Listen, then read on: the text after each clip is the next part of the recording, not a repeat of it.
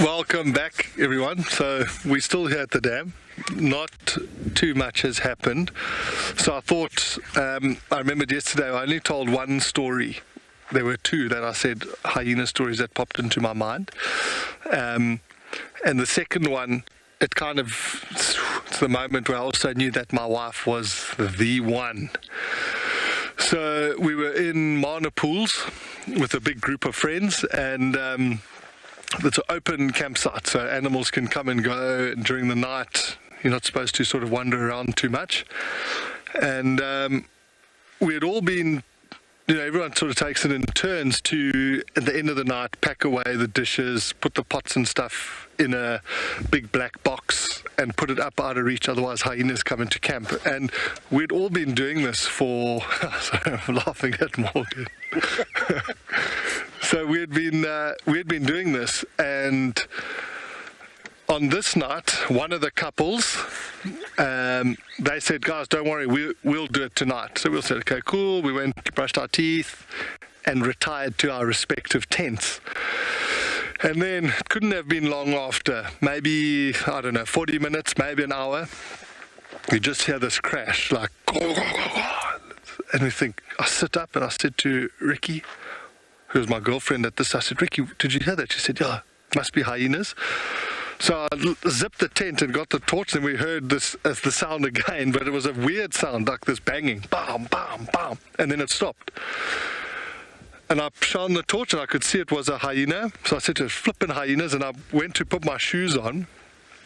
And as I was coming out of the tent, we could just hear this bah, bah, bah, bah. And the hyena had picked up the whole box full of all of our pots and plates and was just running off into the pitch black.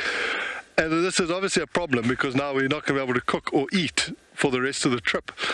So I'm coming out of the tent to try and chase the hyena, and then from stage right, this apparition just appears. One of my mates, Andrew, who was sleeping in a tent just with a sheet on, I might add, came running past in his sheet, just bellowing. Hey! And in between the bellowing, I could just hear as he was running along.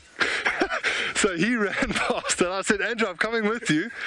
So him and I run, and now we're chasing the sound, because the hyena, obviously, as it was holding this black box in its mouth, its feet were hitting the box. It was going, bah, bah, bah, and we could just hear it going through the campsite into the dark.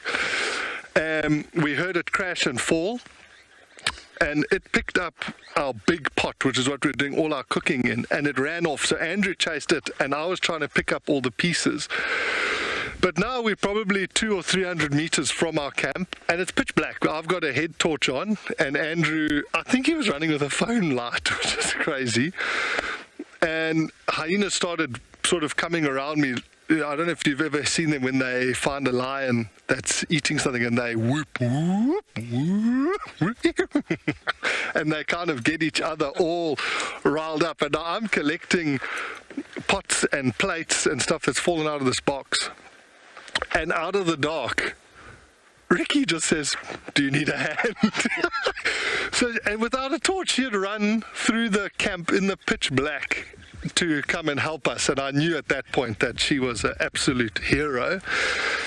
Andrew came back in his towel, or sheet, thankfully had covered himself up, his toga was looking a bit better, and we went back to camp. And the worst part of this whole thing, the couple who were supposed to have packed the stuff away were nowhere to be seen when we got back. And I mean, this was loud. We were screaming at the hyenas. And in the morning, the girl said, we said, how did you guys not hear that? Like, what is your problem? And she said, no, we heard it. But James rolled over and said, don't worry, someone else will deal with it. I was like, you cheeky. So the next night I threw some lamb chops under their tent, and I hope that hyenas would harass them. But yeah, that was the other hyena story that popped into my mind yesterday.